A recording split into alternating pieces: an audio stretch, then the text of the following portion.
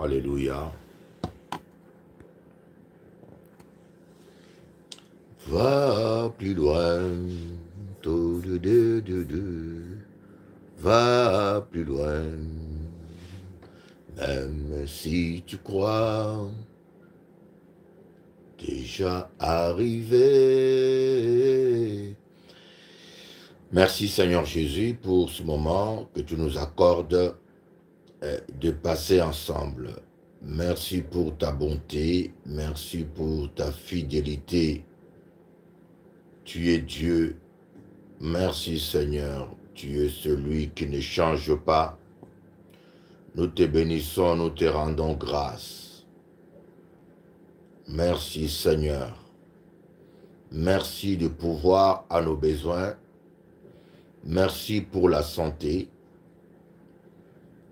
La santé, c'est la chose pour laquelle on remercie le moins possible Dieu. On dit rarement merci Seigneur pour la santé, alors que je peux vous dire la plus belle chose que nous puissions avoir, c'est la santé. Il faut être malade pour prendre conscience de ce que c'est que la santé. Alléluia. C'est un don de Dieu, c'est un cadeau merveilleux. C'est un cadeau merveilleux. Il faut dire Seigneur, merci pour la santé. Merci Seigneur pour la vie. Je suis en vie Seigneur. Tu me donnes encore l'occasion d'aimer. Tu me donnes encore l'occasion d'aider quelqu'un. Tu me donnes encore le temps d'aimer mes parents, mes enfants, mes amis. Tu me donnes encore le temps de s'aimer pour ton œuvre. Et comme je vous l'ai toujours dit, la planète Terre, c'est la seule planète où vous pouvez s'aimer. Oui, la planète Terre, c'est la seule planète où c'est possible de s'aimer. À part ça, au ciel, vous ne pourrez plus s'aimer. Au ciel, vous allez récolter tout ce que vous avez sémé sur terre. Vous comprenez? Donc, c'est une opportunité d'être vivant, d'être dans la terre des vivants, de respirer l'air et de connaître Dieu. Seigneur, pardonne-nous toute pensée impure. Pardonne-nous tout ce que nous avons pensé, fait, qui n'a pas été à ta gloire. Dis ça un peu à Dieu. Pardonne-moi tout ce que je fais ou pensé qui n'a pas été à ta gloire. Pardonne-moi, Seigneur. Amen. Il est le Dieu qui ne se lasse pas de pardonner.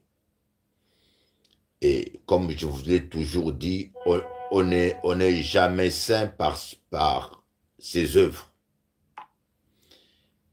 Et un frère m'a posé la question, Jésus va récupérer une église sans tache ni ride. Est-ce qu'il y a des chrétiens sans tache? Est-ce qu'il y a des chrétiens parfaits? Je lui ai dit qu'il n'y a pas de chrétiens parfaits. Même moi qui vous parle, parfois je pêche. Parfois je pêche. Mais on est parfait, non par nos œuvres. On est parfait par le sang de Jésus. Le sang du Christ nous purifie de tout péché. L'apôtre Jean dit, si nous disons que nous ne péchons pas, nous nous faisons menteurs. Nous mentons contre la vérité. Voyez? Et tant qu'on est dans ce corps de chair, on pêche. C'est pour cela que je dis Jésus, c'est le seul être humain qui n'a jamais péché. C'est le seul être humain reconnu parfait dans le Coran, dans la Bible, dans la Torah. Le seul, parfait. Et je dis à un musulman, je ne sais pas comment est-ce que vous ne comprenez pas que Jésus c'est le plus grand des prophètes et c'est plus qu'un homme. Parce que même le Coran reconnaît que Jésus est parfait et il n'a jamais commis de péché. Il y a un hadith où Mahomet dit qu'il remet son âme entre les mains de Jésus-Christ, le fils de Marie. Voyez. Seigneur, pardonne-nous tout ce que nous avons pu faire qui n'a pas été à ta gloire. Pardonne-nous tout ce que nous avons pu faire qui ne t'a pas glorifié, Seigneur. Tu es le Dieu qui ne te lasse pas de pardonner. Amen. Il est le Dieu qui ne se lasse pas de pardonner. Pardonnez-nous, Seigneur. Moi, je suis là parce que Dieu m'a beaucoup pardonné. Je suis honnête avec vous. Je suis honnête avec vous. Je suis là parce que Dieu m'a beaucoup pardonné. Et je n'ai pas toujours été un chrétien obéissant et modèle. Non. Je n'ai pas toujours obéi à Dieu. J'ai fait des désobéissances grossières. C'est l'une des raisons pour laquelle ma vie est compliquée. Parce que j'ai beaucoup désobéi à Dieu. Et quand je dis désobéir, c'est désobéir ouvertement. Dieu m'a dit à un moment donné, ne te marie pas, ce n'est pas ce que j'ai prévu pour toi. Et j'ai dit à Dieu, tu parles en retard, tu aurais dû m'en parler bien avant. J'ai déjà pris mon engagement, tant pis pour toi. Et je me suis marié comme ça. Je me suis marié 2 fois. Ouvertement, la première fois, je vis un ange qui m'a dit, ne t'engage pas, ce n'est pas ta femme. Je dis, Seigneur, elle est déjà enceinte, je vais protéger mon enfant, tu n'as rien à me dire. Et je me suis allé me marier à la mairie. Et quand je voulais me marier à l'église, l'homme de Dieu a refusé. Je ne sais pas comment est-ce que Dieu l'a utilisé. Et il y avait plus de 12 couples qu'il voulait bénir. Il est arrivé devant moi, il a sauté. Je pleurais, je pleurais, je pleurais, je pleurais. Mais aujourd'hui, je comprends que cet homme-là, c'était vraiment un homme de Dieu et qu'il était conduit par l'Esprit. Voyez, moi qui vous parle là, je ne suis pas digne de vous juger. Je ne suis pas digne de vous juger parce que peut-être j'ai fait pire que vous. Eh oui. Il m'est arrivé vraiment de déconner. Quand on dit déconner, quand on dit le mot, pardonnez-moi les mots, déconner. Quand je suis allé à Saint-Domingue, mon ex-femme, la mère de mes enfants, voulait divorcer. Il y a des choses que j'ai constatées et je gênais 1 semaine sans manger pour que Dieu change son cœur. Vous voyez, Dieu ne change pas quelqu'un qui ne veut pas changer. Je tiens à vous dire, si vous avez un mari, vous avez une femme, vous avez un enfant, vous avez un ami, vous pouvez prier pour lui, mais Dieu ne peut pas le forcer à changer. Dieu ne change pas quelqu'un qui ne collabore pas. Et elle ne voulait pas changer et j'ai craqué. Alors là, j'avais déconné. J'avais déconné. J'ai déprimé. J'ai déprimé, mais heureusement que cela m'est arrivé à Saint-Domingue, pas en Guadeloupe. Parce qu'en Guadeloupe, mes ennemis se seraient frottés les mains. Heureusement que cela m'est arrivé à Saint-Domingue. J'ai fait des bêtises, je sortais avec des femmes, j'ai déprimé carrément, je commençais à boire jusqu'à ce que Dieu lui-même, je n'ai pas eu besoin que quelqu'un m'arrête. À un moment donné, moi-même, je me suis assis, Dieu m'a parlé et je me suis repenti. Je demandais pardon à Dieu.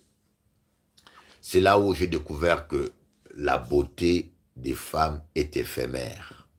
La beauté, la séduction. Vous savez, c'est éphémère, toutes ces choses-là. Femme belle, ça ne veut rien dire. Femme belle est insulte. Femme belle, elle est mal polie. Femme... Non. Il n'y a que des hommes immatures encore qui sont esclaves de la beauté. Je vous dis la vérité, aucune femme m'impressionne. J'ai 58 ans, aucune femme ne m'impressionne. Parce qu'à Saint-Domingue, c'est là où il y a les plus belles femmes au monde. J'en ai vu et je me suis rendu compte que c'est vanité des vanités. Moi, je te l'ai dit, comme ton grand frère, c'est vanité des vanités. Ah, belle Chabine, là, belle Pokouli. Ça ne m'impressionne pas. Ça ne m'impressionne pas. Les hommes qui sont impressionnés par la beauté, c'est des hommes qui n'ont rien vécu. comme dit Salomon, tout est vanité. Je vous le dis au nom de Jésus. Je ne mens pas. Au nom de Jésus, je l'ai expérimenté. Tout est vanité des vanités. Dans la grâce de Dieu, durant cette période, il y a plus de 20 ans, il y a plus de oui, 20 ans peut-être, oui, j'ai connu les plus belles femmes au monde. À Saint-Domingue, il y a les plus belles femmes au monde. Je voyage dans toute l'Amérique latine, j'ai été en Colombie, j'ai été au Brésil, elles sont aussi belles, mais il n'y a pas plus belle qu'à Saint-Domingue. Ah, je peux vous le dire, je sais de quoi je vous parle. J'ai vu les plus belles femmes au monde. Mais c'est là que j'ai vu que c'est vanité. Vanité des vanités. Ne soyez pas esclaves de l'argent. Apprenez à apprécier votre femme qui vous aime. Parce qu'une femme peut aller avec toi au lit sans que son cœur ne soit au lit.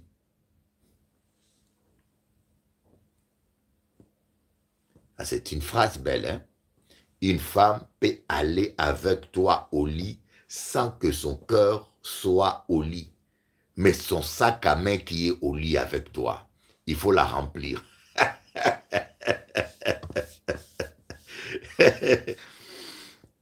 Allez, ce matin, j'ai pensé, tu peux être gentil avec ton partenaire, tu vas récolter la gratitude. Tu peux être serviable avec ton partenaire, tu vas récolter l'attachement. Tu peux être sentimental, câlin, et tu vas récolter le sensuel. Tu peux s'aimer l'argent dans ton partenaire, lui donner beaucoup d'argent. Tu vas récolter peut-être l'attention ou l'intéressement. Mais l'amour, on ne l'achète pas. L'amour, on ne le crée pas. C'est être ou ne pas être. Tu ne peux pas te faire aimer. Non, non, non, non. Si la personne ne t'aime pas, ne t'aime pas. Voyez, l'amour vient de Dieu. L'amour vient de Dieu. C'est pour ça que je dis toujours aux gens, dans un couple, la première chose, c'est l'amour. S'il n'y a pas l'amour, tu perds ton temps. Voyez, tu peux même supplier quelqu'un et tu vas récolter la pitié. L'amour naît dans le cœur. C'est quelque chose qui est divin. Quand Dieu vous a prédestiné à être ensemble, l'amour va naître naturellement. Je vais noter ça. C'est une belle idée qui me vient là.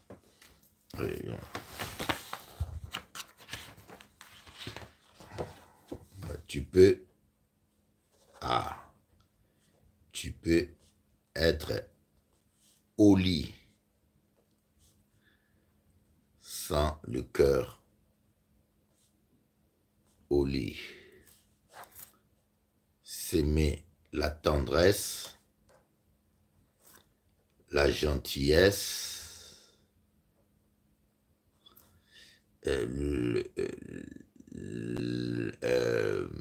la supplication même.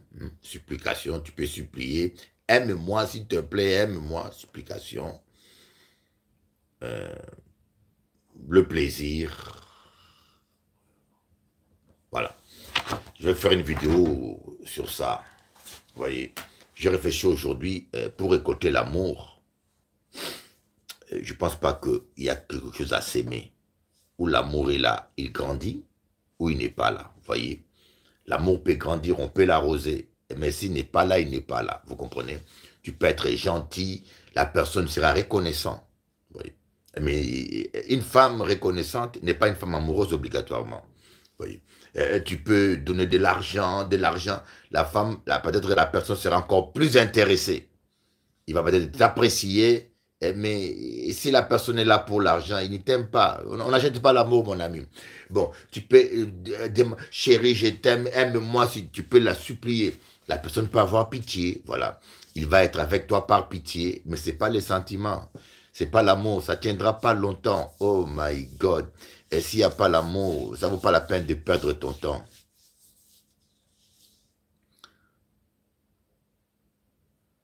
Le vaudou, ça vient du Nigeria. Non, le vaudou vient de Bénin. Le vaudou vient du Bénin, pas de Nigeria. Alléluia. Seigneur, pardonne-nous tout ce que nous avons pu faire qui n'a pas été à ta gloire. Seigneur, pardonne-nous tout ce que nous avons pu faire ou dire qui n'a pas été à ta gloire. Pardonne-nous, Seigneur. Nous t'aimons, Jésus. Nous t'aimons, Jésus. Rabba Sokoro Baba Rabba Yandara Baba. Shikandara Baba Roba Shikara Baba Yatakama Shodo. Lave chacun de nous avec ton sang précieux.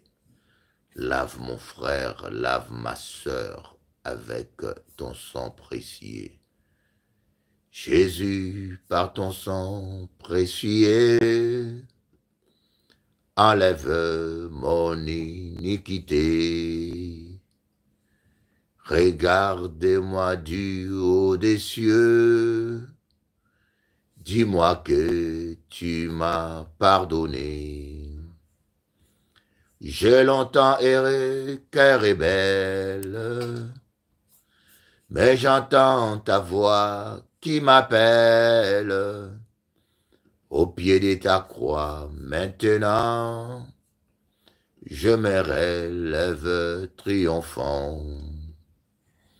Blanc, plus blanc que neige, blanc, plus blanc que neige, lavé dans les sangs de l'agneau, je serai plus blanc que la neige, papa de blanc, plus blanc que neige, papa de blanc, plus blanc que neige,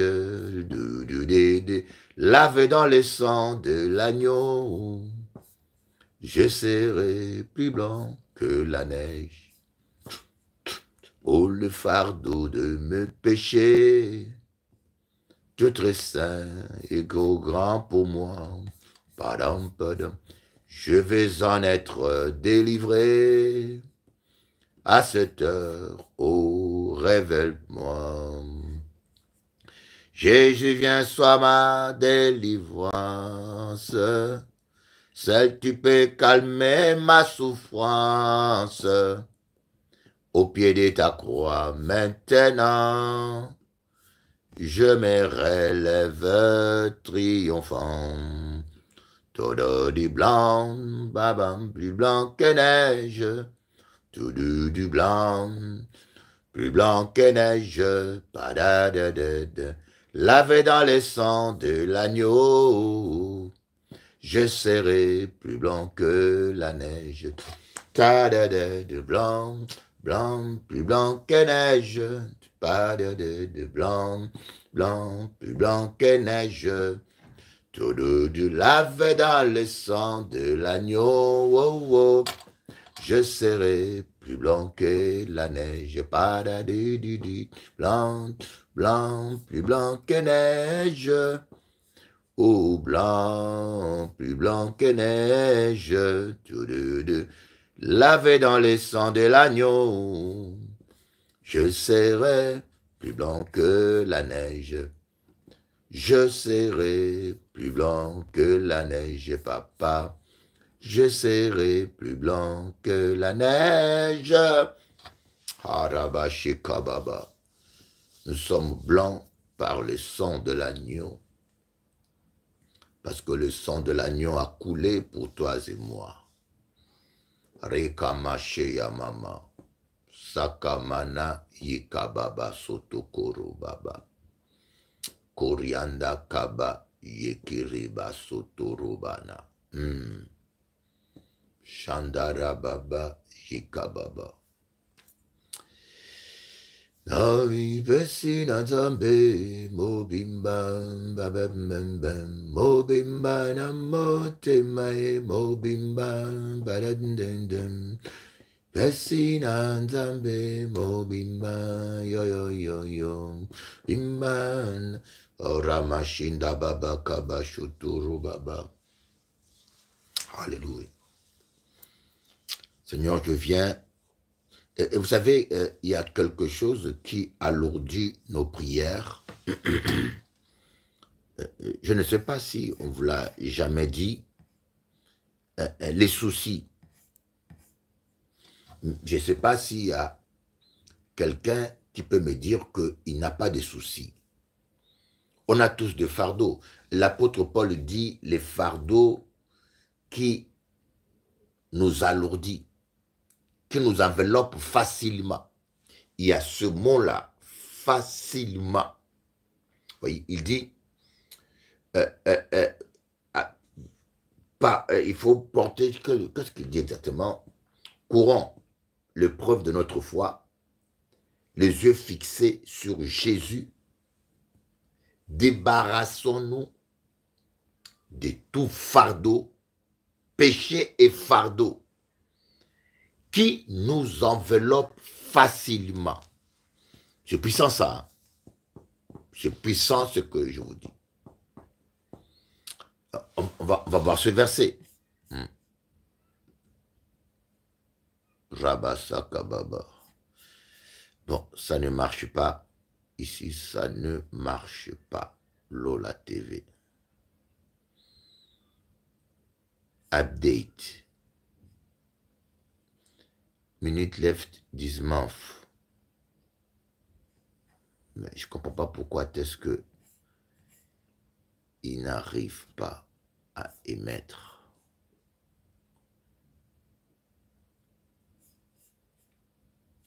Streamia. Ah non, il ne faut pas couper ça. Rabashokoro Baba, Rabashindara Baba. Bon. Ah, Rekamai Karababa, Shendere Baba. Bon, on va essayer. Shekarababa, Rokobana, Yandara Baba, Yakarababa, Shikere Baba. Shendere Baba, Rabba, Shendere Baba, Yakarababa. Sakabada, Yandara Baba, Yandara Baba, Yakababa, Shikere Baba. Shababa Baba. Shindara Baba, Dukandara Baba. Yokoro Baba, Shikanda Baba. Sakamana Yokoro Baba. Korianda Kabashi Karaba Sotokoro Baba. Alléluia. Merci Jésus. Merci Seigneur. Voyez, il y a des choses qu'on vit avec tous les jours. Tant que nous sommes sur terre, il y a le péché et le fardeau. J'aimerais qu'on lise ce verset. Est-ce qu'il y a quelqu'un qui se rappelle de ce verset? C'est dans Hébreux. Courons avec persévérance l'épreuve de la foi qui nous est proposée, fixant nos regards vers Jésus-Christ qui est l'auteur de la foi et qui l'amène à la perfection. Débarrassons-nous de tout fardeau et de tout péché qui nous enveloppe facilement. C'est ce mot-là, facilement. Pourquoi? Parce que le deux principal obstacle à la vie de prière, c'est le fardeau et le péché. C'est quoi les fardeaux? C'est les soucis. Voyez, quand vous voulez prier, vous avez un loyer à payer. Vous êtes en retard d'un loyer. Et votre esprit est bloqué là. Comment je payerai? Comment je payerai? Et le résultat, au lieu d'adorer Dieu, nous prions, nous passons des heures à prier. Seigneur, donne-moi l'argent pour payer. Donne-moi l'argent pour payer au nom de Jésus. Voyez, c'est-à-dire qu'au lieu de venir dans la présence de Dieu, comme David, pour contempler sa magnificence et sa gloire, et nous venons, c'est vrai, dans sa présence, mais on n'arrive plus à adorer. Parce que dans tes pensées, il y a les factures. Parce que dans tes pensées, peut-être, il y a ton mari qui te complique la vie. Et pour ceux qui sont au Congo, à Goma, dans ta pensée, il y a la guerre. Il y a la guerre. Voyez? Et cela bloque. Ça bloque ta vie de prière. Ça bloque ta vie de prière. Ça t'empêche d'adorer Dieu. Et il y a beaucoup de chrétiens qui n'adorent plus Dieu. Il y a des chrétiens, s'ils prient 1 heure, il n'a pas adoré 10 minutes. S'il prie 1 heure, il n'a pas adoré 10 minutes. Il a passé peut-être 50 minutes à lier les démons, à prier pour ses factures, à prier pour des millions, à prier pour la santé, à prier pour tout. Mais il n'arrive pas à adorer. Mais lui, le Père, il a besoin des adorateurs. Que dit Apocalypse? Dieu nous a rachetés par le sang de Jésus pour faire de nous un royaume des adorateurs. Pas un royaume des millionnaires ou de voleurs, ou non. Un royaume des adorateurs. Donc le but de Dieu, c'est que vous soyez un adorateur. Mais alors, les fardeaux, quand ils viennent, le premier résultat, les fardeaux nous empêchent d'adorer. Tu te réveilles le matin, au lieu de prier, tu penses à ton mari qui est parti, tu penses à ta femme, et cela devient la distraction parce que il y a des femmes comme des hommes qui entrent dans votre vie pour vous distraire. Au lieu de passer ton temps à adorer ton Dieu, de passer ton temps à réfléchir comment servir Dieu, comment gagner les âmes, au lieu de t'occuper du royaume, des affaires de ton Père, de t'occuper du royaume des cieux, et tu passes tout ton temps à penser à cet homme-là, quand est-ce qu'il va revenir, pourquoi il agit comme ça, pourquoi il me fait ça, ça devient une distraction. Et voilà pourquoi Jésus nous a donné une solution. Jésus-Christ nous dit, débarrassez-vous, déchargez-vous sur moi. Jésus a compris que tu ne pourras pas être un adorateur sans apprendre à te décharger sur lui. C'est quoi se décharger? Se décharger, c'est confier ton problème par la foi. D'ailleurs, Jésus-Christ lui-même dit, qui de vous par ses soucis ou par ses inquiétudes peut rajouter une coudée à la durée de sa vie? S'inquiéter ne change rien. Au contraire, tu as l'insomnie, tu ne dors pas, tu auras des problèmes d'estomac. S'inquiéter là comme tu t'inquiètes tout le temps, ça change quoi? Ça change rien. Et pourtant, confier son problème à Dieu, ça peut tout changer. Mais malheureusement, nous avons du mal à comprendre cela. Et c'est comme ça. D'ailleurs, c'est l'une des raisons pour laquelle le diable nous attaque. Vous croyez que si vous manquez à manger, le diable gagne quelque chose? Non, il ne gagne rien. Si vous manquez à manger, qu'est-ce que le diable gagne? Personnellement, rien. Et si vous divorcez, qu'est-ce que le diable gagne? Rien du tout. Et tous les problèmes que le diable te donne là, je dis bien tous les problèmes que le diable te crée, c'est pour te distraire et t'empêcher d'avoir les regards fixés sur Jésus. Parce que le diable sait que tant que tu as les regards sur Jésus, je me rappelle un jour où j'ai roulé avec quelqu'un, je roulais au volant, et la personne me dit, je conduis, hein, regarde ça. Il a vu un tableau, un panneau sur la route, il m'a dit, regarde ça. Et je lui ai dit, mais je ne peux pas regarder. Je conduis, et j'étais dans un virage. Vous savez, il y a des gens qui ne réfléchissent pas beaucoup. Si je regarde, on va dans les décors. Mais c'est un peu ce que le diable te fait. C'est un peu ce que le diable nous fait. Il te crée un problème et dit, regarde la facture. Alors, tous ces problèmes-là qui nous créent, relationnels, de santé, tous les problèmes que le diable nous crée, ça a un seul but, que nous puissions détourner nos regards de Jésus et que nous puissions fixer nos regards sur les problèmes. Vous comprenez? C'est ça son but. Voilà. Et pourquoi est-ce qu'il veut que nous détournons nos problèmes de Jésus?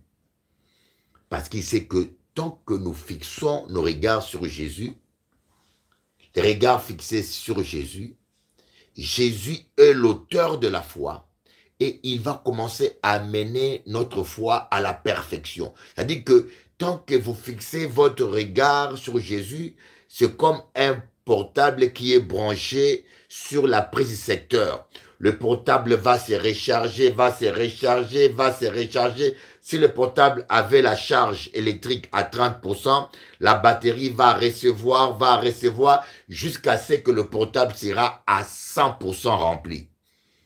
Et le diable ne veut pas que notre foi puisse se recharger comme un portable. Tant que tu as le regard fixé sur Jésus, tu peux avoir un problème devant toi compliqué, mais tu fixes tes regards seulement sur Jésus, ta foi va être rechargée et ta foi va être amenée à la perfection. Mais quelle perfection? Ta foi va être amenée à la perfection solutionnaire. C'est quoi la perfection solutionnaire? C'est la perfection. Ta foi va grandir pour être assez fort pour triompher de cette montagne.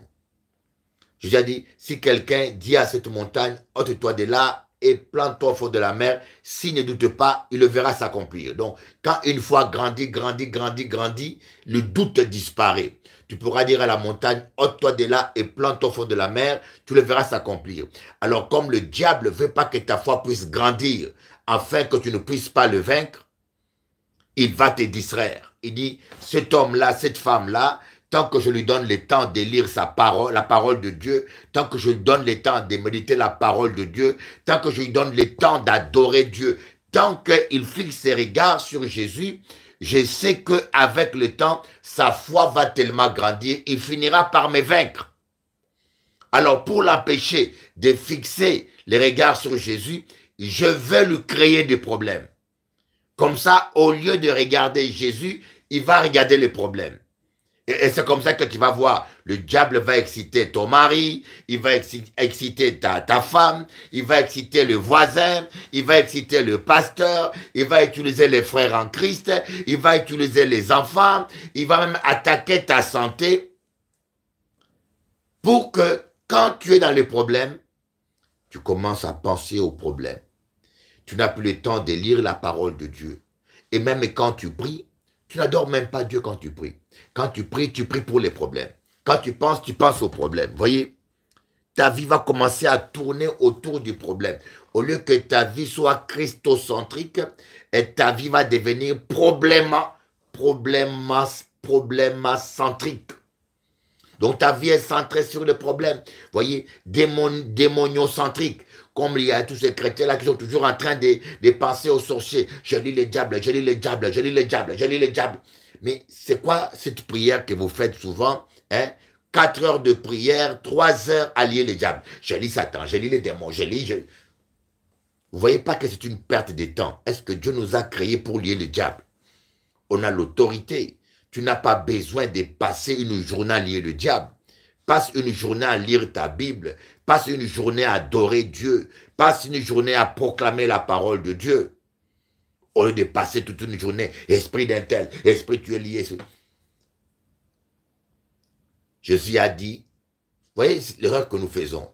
Il faut d'abord fixer les regards sur Jésus. Adorer Jésus. Adorer Jésus.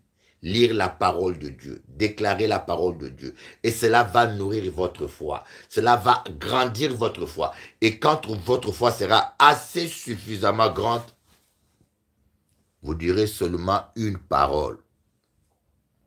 Seigneur, dis seulement une parole et mon serviteur sera guéri.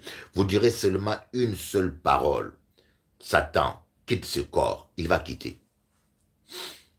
C'est comme quelqu'un m'a dit, mais Jésus-Christ ne passait pas des heures devant les démons. Sors! Et les démons partaient. Jésus-Christ, quand il voyait quelqu'un, il donnait une seule phrase, un seul ordre, les démons dégagés. Mais nous, il faut qu'on fasse 1 heure, 2 heures, 3 heures, 4 heures, et parfois même des mois et des années. Parce que notre foi n'est pas assez suffisamment grande, assez suffisamment nourrie. C'est pour cela que je vous dis, ne vous laissez pas distraire par vos problèmes. Ne vous laissez pas. Ce matin, je n'avais pas envie de prier. Parce que j'avais un problème. Je viens de recevoir maman Gigi là. Elle était avec moi. On a parlé sur un problème qu'on a. J'ai un travail colossal de comptabilité à faire. Je ne suis pas un comptable. Vous voyez, des choses à mettre en ordre. Et ça me prend la tête. Vous voyez. Mais je dis non. Je veux diriger la prière. Apprenez à déposer vos fardeaux aux pieds du Seigneur. Sinon, vous ne serez jamais un adorateur. Voyez, quand vous fixez les regards vers Jésus, qui est l'auteur de la foi, et qui l'amène à la perfection, ou bien autrement dit, quand vous fixez le regard, quand vous fixez vos pensées vers Jésus, qui est la source, Stéphane Songeon, qui est la source de la foi, et votre foi va commencer à croître, votre foi va commencer à croître, votre foi va commencer à croître pour être assez parfaitement grande pour sauter, déplacer la montagne qui est devant vous ou pour vaincre le Goliath qui est devant vous. Oui. Mais maintenant, quand vous fixez votre regard sur votre problème, c'est l'incrédulité qui va croître. Au lieu que la foi puisse croître, mais ce sera l'incrédulité qui va commencer à croître, elle va croître, elle va croître, elle va croître, pour être assez suffisamment grande pour vous anéantir. Vous voyez, lorsque l'apôtre Pierre, lorsqu'il y avait la tempête dans la barque, l'apôtre Pierre était dans la barque avec tous les disciples. Et lorsqu'il a vu Jésus-Christ marcher sur les eaux, l'apôtre Pierre a dit, Seigneur, si c'est toi, permets que je marche. Jésus a dit, viens.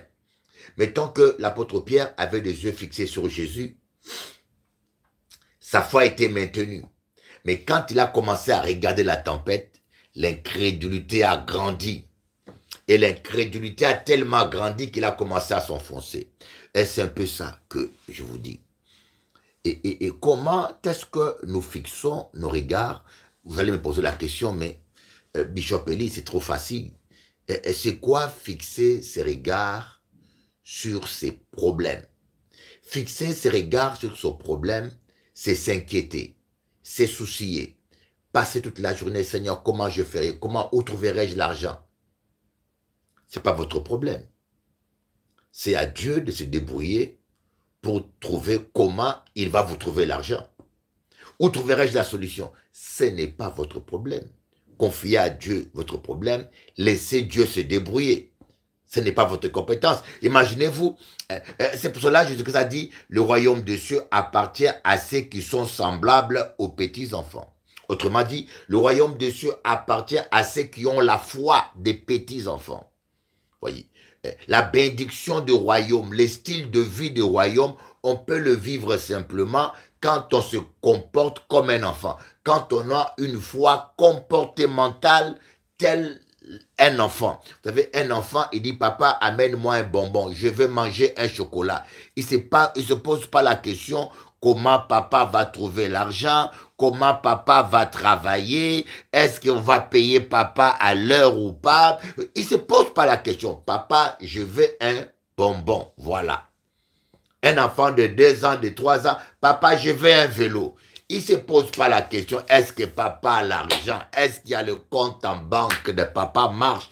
Est-ce que papa a des dettes? Ce n'est pas son problème. Il sait que papa m'aime et papa amènera un vélo. Mais maintenant, nous, on ne se comporte pas comme des enfants. On demande à Dieu des choses et on commence à réfléchir, mais comment je trouverai l'argent? Comment est-ce que c'est possible? Et comment est-ce qu'on se pose tellement de questions? Et lorsqu'on se pose ce genre de questions, mais ça c'est j'aimerais te dire, c'est le problème de Dieu, ce n'est pas ton problème. quand tu confies à Dieu ton problème, fais-lui confiance. Mais bien sûr, et parfois l'inquiétude vient, mais il faut le rejeter. Oui. Des fois, le diable vient. Vous savez que le diable, c'est un grand questionnaire. Il pose des questions. C'est un grand interrogateur.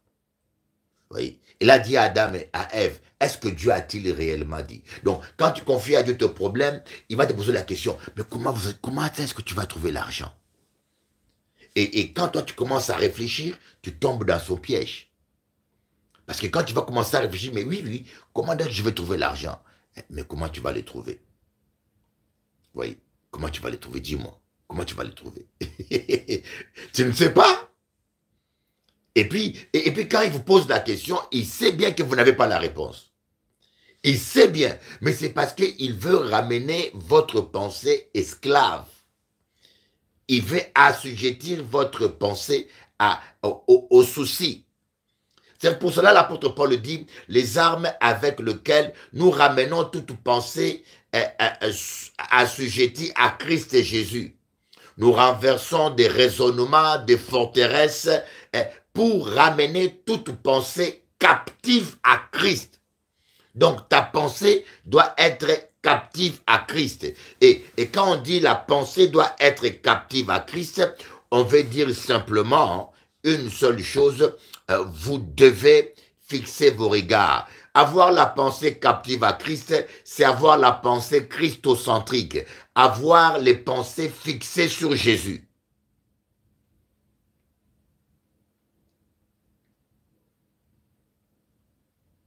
Et quand vous avez votre pensée fixée sur Jésus, la foi va commencer à grandir. Le Saint-Esprit va vous aider, va vous donner des mots qu'il faut. Le Saint-Esprit va vous aider. Il va vous donner la paix qui vous manque. Oui, le Saint-Esprit va aller jusqu'à vous donner une paix que les autres ne peuvent pas avoir. Voyez, on dit, faites connaître à Dieu vos besoins. C'est écrit dans la Bible. Faites connaître à Dieu vos besoins. Par de la prière, par des supplications et des actions de grâce, et la paix de Dieu qui surpasse toute intelligence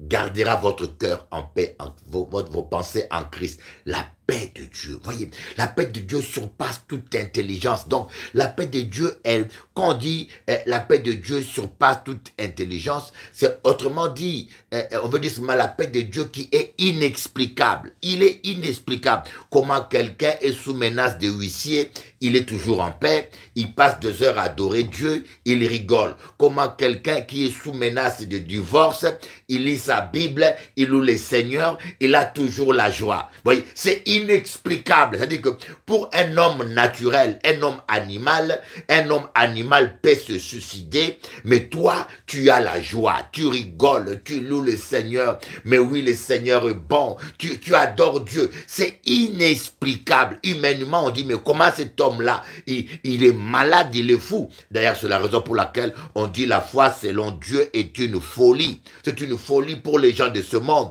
Ils vont dire, mais cet homme-là, cette femme-là, elle est folle.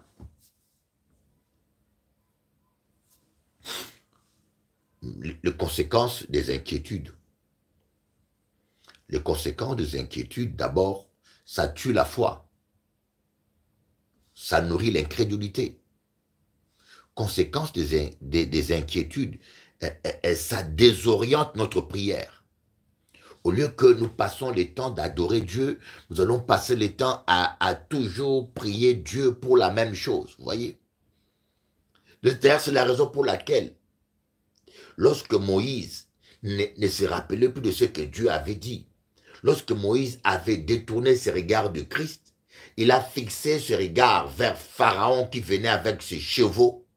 Moïse a crié. Moïse n'a pas prié, mais il a crié. Dieu a dit à Moïse, Moïse, pourquoi cries-tu? Moïse, pourquoi pleures-tu? Ma fille, pourquoi cries-tu? Ma fille, pourquoi paniques-tu? Peut-être pour toi, tu es en train de prier, mais pour Dieu, tu n'es pas en train de prier. Parce que la prière véritable, elle a sa source dans la foi. Prier avec foi, c'est prier. Donc la prière véritable est inspirée par la foi et est dirigée par la foi. Mais lorsque vous priez par la peur, ou par l'angoisse, ce n'est plus la prière de foi, ce sont des pleurs, c'est de la mendicité, c'est des cris. Voilà pourquoi Moïse, quand il a paniqué, il a commencé à crier vers Dieu. Dieu n'a pas dit à Moïse, pourquoi pries-tu? Dieu a dit à Moïse, pourquoi cries-tu? Il y a des fois, on a l'impression qu'on est en train de prier, mais on n'est pas en train de prier, on est en train de crier. On est désespéré. Ressaisis-toi. Ressaisis-toi. Dis Seigneur, je te fais confiance. Je dépose ce fardeau à tes pieds. C'est ça. Seigneur, je te fais confiance. Et puis, bon voilà, je vous dis cela. Et quand le diable viendra te poser des questions, te faire réfléchir, mais comment tu vas payer cela? Mais où tu trouveras l'argent? Dis Satan, tais-toi. On n'est pas des associés. Je ne suis pas ton copain. Je ne te permets pas de parler à mes oreilles. Arrière de moi, Satan. Voilà. Si Ève avait dit à Satan, arrière de moi, Satan, my God, je ne pense pas que nous serons là où nous sommes aujourd'hui.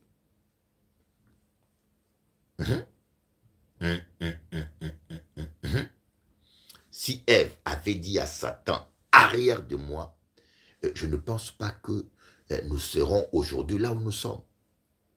Lorsque Pierre a dit à Jésus, mais Seigneur, tu ne mourras pas, que cela ne t'arrive pas, tu ne mourras pas. Qu'est-ce que Jésus a dit? Arrière de moi, Satan. Tes pensées me sont un scandale. Mais vous savez que le diable, des fois, vient aussi nous parler dans notre tête. Il vient nous parler. Il dit, mais tu pries bien, mais comment tu trouveras l'argent? Ça fait longtemps qu'on prie pour toi, tu n'es pas délivré. C'est pas normal. Il vient te faire raisonner. Mais tu vois, ces gens-là ne t'aiment pas. Tu vois pas que dans l'église, on ne t'aime pas. Ne va plus à l'église. Et Dieu n'existe pas. Tu vois pas que Dieu n'existe pas. Depuis que tu pries, tu ne vois rien changer. Oui. Le diable vient par de faux raisonnements. Voilà pourquoi l'apôtre Paul dit, nous renversons tout raisonnement, toute forteresse qui s'oppose contre la connaissance du Christ et nous ramenons toute pensée esclave, captive à Christ. Mais maintenant, il faut que toi, tu arrives à le résister. Mais comment résister quelqu'un d'inconnu? Résister au diable, c'est résister à ses questions, refuser ses questions, refuser ses doutes, refuser l'inquiétude. Quand le diable te dit, mais comment, où trouveras-tu l'argent? Tu dis, Satan, c'est pas ton problème. Dieu va se débrouiller. Alléluia, alléluia. Dieu va se débrouiller. Mais les médecins ont dit que c'est pas possible que tu conçoives. Satan, tu n'as pas d'explication à me donner. Dieu va se débrouiller. Dieu va se débrouiller.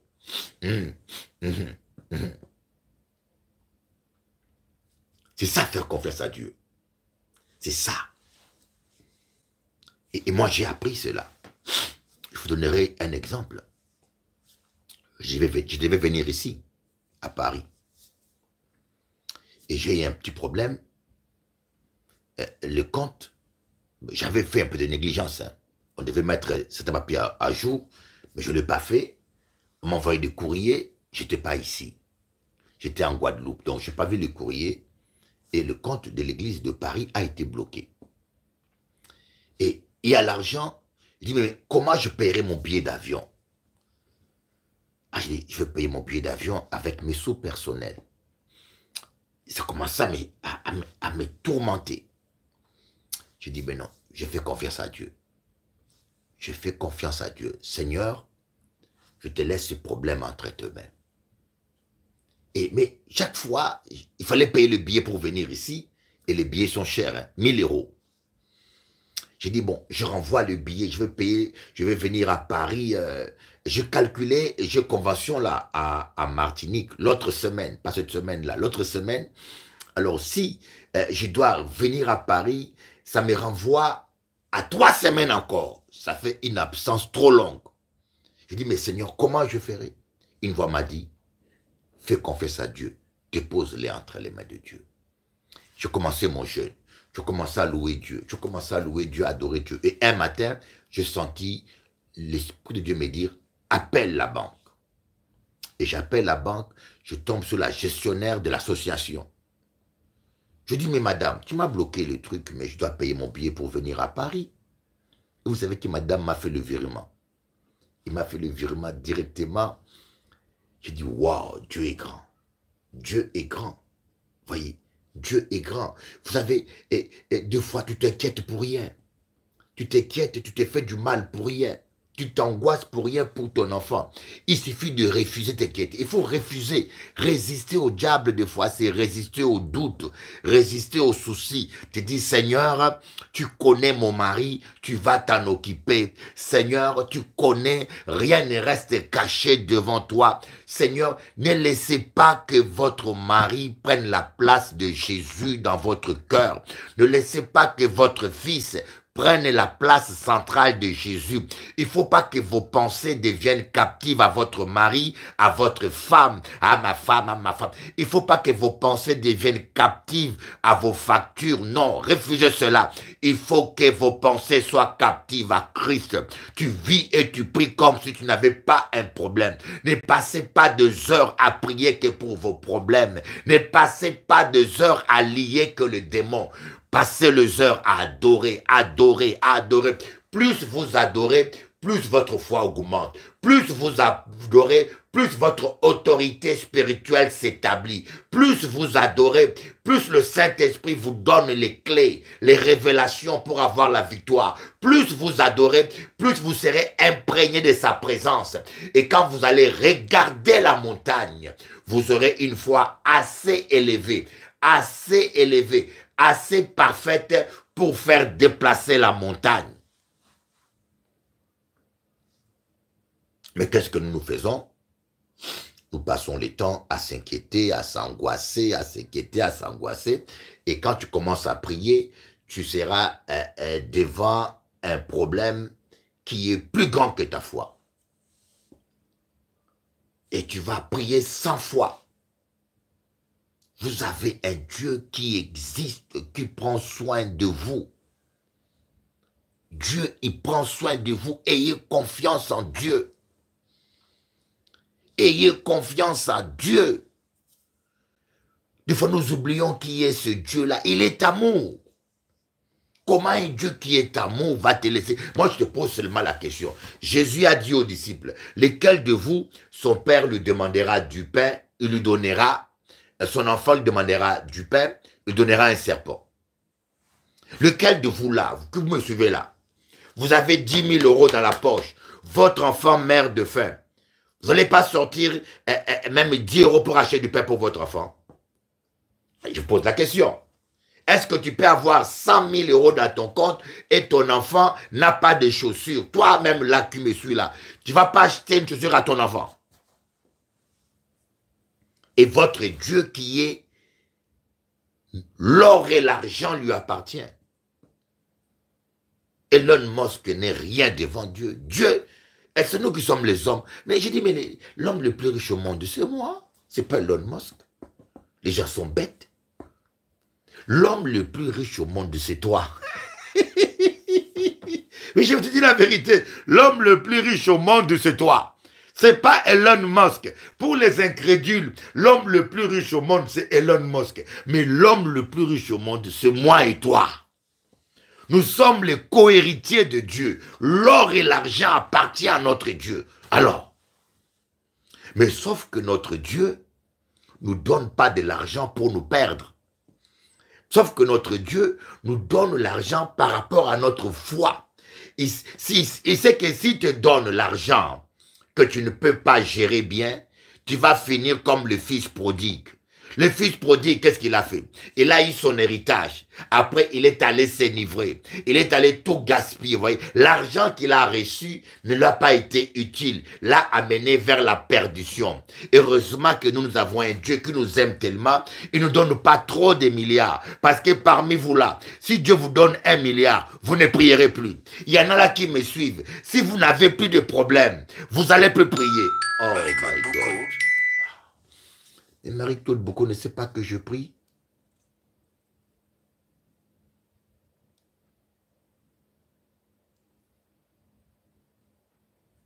Elle ne suivait pas la prière alors.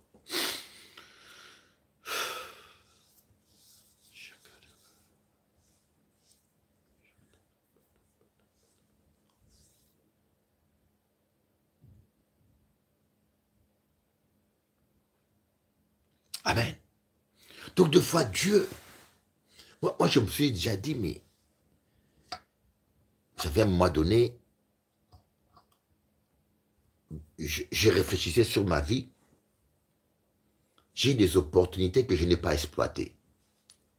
Des terrains qu'on m'avait donnés, des terrains, aujourd'hui, qui valent des millions.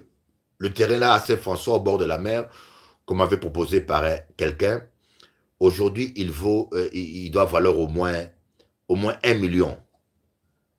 On m'a proposé encore un terrain à Goyave, par Denis Corosine, un Martiniquais. Je me rappelle de son nom, Denis Corosine. Il est déjà parti auprès de Dieu. Ce terrain-là, aujourd'hui, il est au bord de la route. Il a pris de la valeur. Et tout ça, je n'ai pas accepté. Parce que j'étais un peu, comment j'ai dit, j'étais un peu spiritutus. Spiritutus, c'est-à-dire que je n'étais pas mature. Je n'avais pas l'essence des affaires. Je pensais que l'œuvre de Dieu, c'était toujours Alléluia, Alléluia. Pour moi, l'œuvre de Dieu, c'est chasser les démons, guérir les malades, et c'est fini.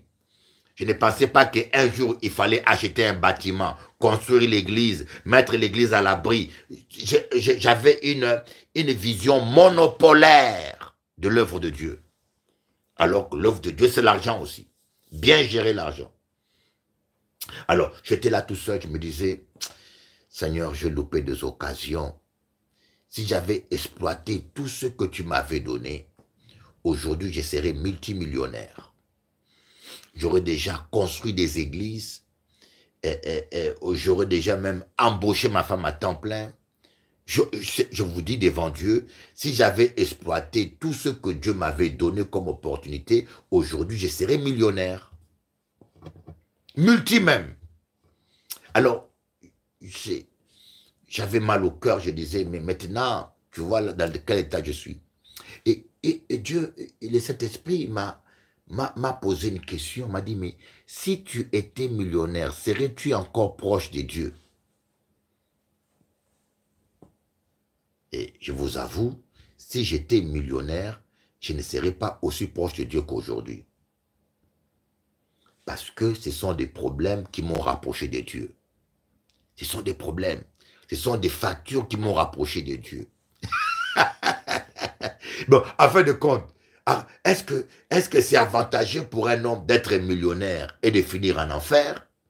Ou bien, c'est avantageux pour un homme d'avoir le nécessaire, hein, d'avoir une pomme, voilà, d'avoir sa pomme, manger un peu sa pomme, voyez, mais d'être proche de Dieu. Qu'est-ce qui est avantageux? Être milliardaire. Voilà pourquoi Jésus a dit, à quoi servira-t-il à un homme de gagner le monde entier et de perdre son âme? Moi, je vous avoue que je me suis remis en question, je me suis examiné et je me suis dit que si j'étais millionnaire, peut-être je ne serais pas aussi proche. Je serais toujours croyant, je serais toujours chrétien, mais je ne sais pas si j'aurais été aussi proche que je le suis aujourd'hui. Parce que c'est les problèmes qui m'ont poussé à prier et à jeûner. C'est le problème qui m'ont rapproché plus de Dieu. Je dis, Seigneur, merci pour les problèmes. Merci pour les problèmes. Merci pour les attaques. Merci pour les trahisons. Merci, Papa. Tu l'as permis pour m'attirer encore vers toi. Et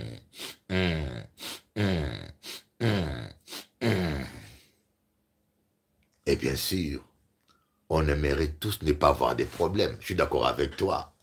Mais en fin de compte, Dieu sait pourquoi il permet certaines choses. Le fils prodigue, il a voulu l'argent. Il a eu son argent, mais il a fini où? Il est tombé bas en train de manger la nourriture de cochon. Il est tombé bas. Voilà pourquoi il faut dire, Seigneur, merci pour le paix que j'ai. L'essentiel, c'est que tu sois proche de Dieu. Parce qu'il y a de l'argent qui peuvent te faire perdre la vie. Il y a de l'argent qui peuvent te faire perdre le salut. Hein? Tu as tellement d'argent. Je me rappelle d'un jeune homme. Il s'appelait Louis Houllier. Jean-Claude ou bien Jean, le deuxième fils de Pierre Houllier. Ce frère-là avait créé un pizza. C'est une histoire vraie. Hein. Il avait créé une pizza. Et puis, pizzeria. Il est venu me voir. J'ai prié pour lui. Je proclamais des paroles pour lui. Et Dieu l'a béni. Il a ouvert un deuxième pizzeria. Il a ouvert un troisième pizzeria, quatrième pizzeria. Il a eu des coins de vente partout. Et il a commencé vraiment à prospérer. Mais je constatais que le frère n'est venu plus au culte. À un moment donné, paix à son âme, je crois qu'il est auprès du Seigneur. C'est un frère que j'aimais beaucoup. Je pense qu'il est auprès du Seigneur. Je pense que Gina et sa mère et Pierre Oulier, ils sont auprès du Seigneur. Moi, je crois. Je crois à l'amour de Dieu. Ils ont accepté Jésus, ils sont auprès du Seigneur. Vous voyez? Et j'étais là, l'argent peut te perdre. L'argent peut te perdre, mes amis. Et les difficultés peuvent te rapprocher de Dieu aussi. Alors, déchargeons sur nous, déchargeons-nous. Ne tombons pas dans le piège de faire de nos problèmes le centre de notre vie. Que Christ soit le centre de ta vie. Que Christ ait la première place dans ta vie. Et puis, à part les fardeaux que nous enveloppent facilement, il y a le péché aussi. Marie-Claude Boucaud. Mais Marie-Claude Boucaud ne suit pas la prière. Elle ne prie pas avec nous. Je ne sais pas pourquoi elle m'appelle. Est-ce qu'il y a un problème de son? Peut-être qu'il y a un problème de son. Est-ce qu'il y a un problème de son? Est-ce qu'il y a un problème de son? Attends, je vais quand même l'appeler. Hein. Ah. Mais est-ce que vous vous rendez compte comment parfois vous coupez les prières, vous coupez... Attends, je vais un peu l'appeler. Peut-être qu'il y a un problème de son. On va voir. Allô? Allô, Mabouko, tu suis pas la prière, hein? Mais tu m'as dit 9h, j'ai éteint pour pouvoir m'installer. Non, attends que je termine. J'ai terminé dans quelques minutes. Là, après, je te rappelle. Oui, oui, j'ai compris pour pouvoir m'installer. Ah, d'accord, d'accord. C'est bon, j'ai fini. Voilà. Quelques minutes, là, j'ai fini. D'accord, pas de souci. Ok. Ah oui, aïe, aïe, aïe. J'espère que c'est pas coupé, là. C'est bon. Oui, donc, elle suivait la prière, mais elle s'est préparée. En se préparant, tu vois, quand on a un seul portable, c'est avec le même portable que tu dois suivre la prière, et c'est avec le même portable, tu dois aussi enregistrer. C'est compliqué. Sûrement, elle a coupé la prière pour se préparer, et elle ne voyait plus que la prière n'était pas terminée. On se débrouille avec les petits moyens. On se débrouille avec les petits moyens, comme on peut. Et moi, j'apprécie beaucoup cette sœur. Elle est courageuse. Elle est courageuse. Avec des tout petits moyens que nous avons, vous savez, moi, j'anime la télévision avec mon iPhone. Vous voyez l'iPhone là que vous voyez là? Cet iPhone là. C'est avec cet iPhone là que j'ai fait les émissions de télévision que j'envoie sur Télé Anti. On se débrouille avec les petits moyens. L'essentiel, c'est d'avoir Jésus. L'essentiel, c'est d'avoir Jésus. N'enviez pas les gens. N'enviez pas les gens. On peut avoir des millions et ne pas avoir la paix. On peut avoir une grande villa et ne pas avoir le sommeil. Je sais de quoi je vous parle. On peut avoir une belle femme, hein? Belle femme, mais ne pas avoir la paix. Je me rappelle, j'ai déjà demandé la mort à cause d'une femme. Hein? Mon ex-femme, quand elle s'habillait, elle sortait, les hommes tournaient la tête. J'ai même vu des gens faire accident à cause. J'ai même vu des gens faire accident. Je vous dis devant Dieu, j'ai même vu des gens faire accident en Guadeloupe. Les gars nous regardent et puis bam, ils codent. Vous voyez? Mais quand tu n'as pas la paix à la maison, tu n'as pas sommeil, tu as les insultes. Vanité des vanités. Faites de Jésus le centre de votre vie. On peut avoir un grand ministère même et perdre son âme. On peut être archibishop connu. Ah oui, j'en ai vu des archibishops connus, comme Jimmy Swaggart. Jimmy Swaggart était un pasteur très connu qui avait un grand succès. On l'a retrouvé avec une prostituée. Surtout vous les pasteurs, vous aimez les succès. Quand vous avez un peu de succès, votre tête gonfle. Vous aimez tellement le succès. Mais tu peux avoir le succès. Tu peux avoir un méga church. Les gens aiment le méga church. Tu peux avoir un méga church et perdre ton âme. Jésus avait 12 disciples. Hein. Ce n'était pas un méga church. Hein. Jésus avait 12 disciples. Ce n'était pas un méga church. Arrête au kaba. Il faut enlever dans votre tête là, hein, que réussir dans le ministère, c'est avoir une grande église, un méga church. Réussir dans le ministère, c'est être populaire et célèbre. Réussir. Voilà pourquoi même des pasteurs cherchent de buzz comme des païens. Des hommes de Dieu qui cherchent de buzz comme des païens. Tout cela, c'est vanité des vanités. Rien ne vaut plus que la présence de Dieu. Rien ne vaut plus que la présence de Dieu. Rita kaba kaba kaba. Hashaya mama mama. Vous savez, avant de clôturer, je vais vous donner un témoignage. Chez ma fille Mathilde. Ma fille Mathilde, que Dieu te bénisse et bénisse ton mari, Jaco, Jean-Jacques, Jaco. Un gentil garçon que je respecte beaucoup, qui vaut plus que beaucoup de pasteurs. Vous savez, il y a des païens qui sont mieux que des pasteurs. Hein. Il y a des païens, ou même des chrétiens catholiques, qui sont plus corrects que des pasteurs évangéliques. Ce n'est pas la religion qui fait l'homme, hein. C'est le cœur. Des fois, nous les évangéliques, on a tendance toujours de penser qu'on est supérieur aux catholiques. Mais moi, j'ai vu des chrétiens catholiques plus corrects que des pasteurs évangéliques. Alors, ma fille Mathilde, à un moment donné, il suivait une prophétesse sur Internet. Bon, elle admirait un peu la prophétesse parce que la jeune dame s'habillait très bien, elle était un peu, elle est jeune aussi. Et elle m'a dit, Bishop Eli, qu'est-ce que tu penses? J'ai dit, je ne sens pas cette femme. Je ne connais pas sa vie. Je dis bien, je ne connais pas sa vie, mais je ne la sens pas. Bon, mais la dame faisait du spectacle, il délivrait les gens, elle faisait tomber les gens, elle faisait... J'ai dit, je ne sais pas, mais je sens dans mon esprit quelque chose qui ne va pas. Je ne connais pas sa vie. Voyez, je ne connais pas la personne, mais dans mon esprit, quand je la vois, même son image, je ne sens pas la paix de Dieu. Donc, je ne la sens pas. Ah, mais Bishop Eli, elle est bien. Ah, Bishop Eli, elle fait ça, elle prêche. Je dis, c'est bien. Mais moi, le témoignage intérieur, il faut écouter votre cœur. Il faut écouter votre cœur, car Dieu vous parle. Je ne la sens pas. Ce matin, Mathilde m'a dit, ah, Bishop Eli, t'as pas vu la vidéo? Aujourd'hui, il y a eu ça qui s'est passé, il y a eu ça qui s'est passé. Mais je ne... Il dit, je t'avais dit quoi? Je t'avais dit quoi? Moi, à mon âge, étant que prophète, on ne peut plus m'impressionner par votre tralala. Tu peux même ressusciter un mort, tu ne m'impressionnes plus. Vous avez vu le prophète Tibi Joshua. Tibi Joshua. Vous avez vu les vidéos, il guérit des malades. Vous savez, Dieu ne se répand pas de ses dons. Hein.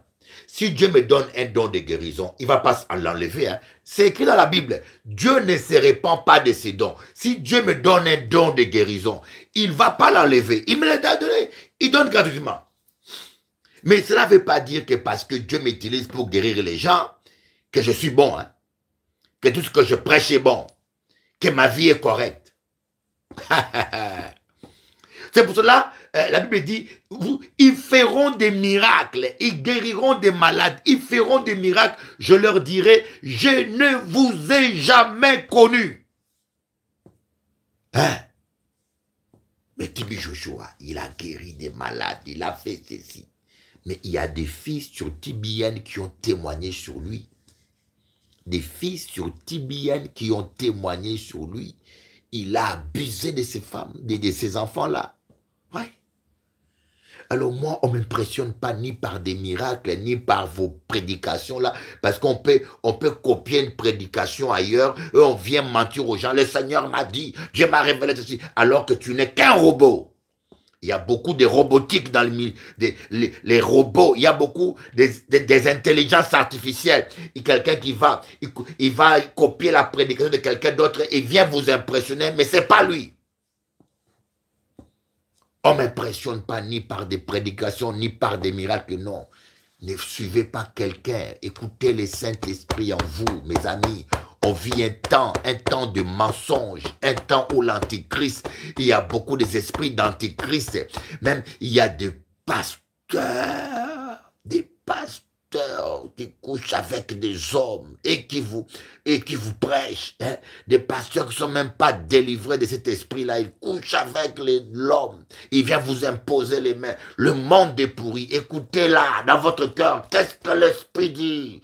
Rotoma hayama samamama yekababa. La gloire ne me dit rien. Le succès ne me dit rien. Moi, ce que je veux, c'est être ami de Jésus, être avec Jésus, manger ma pomme avec Jésus.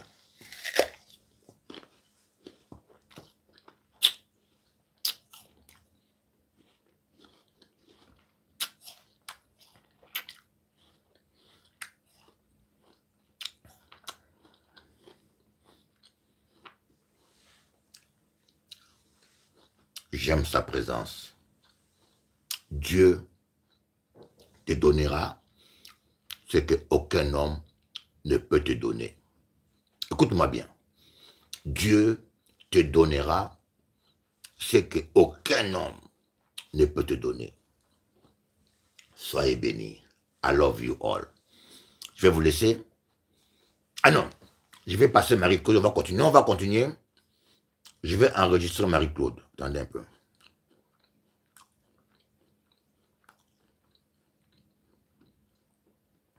On va essayer.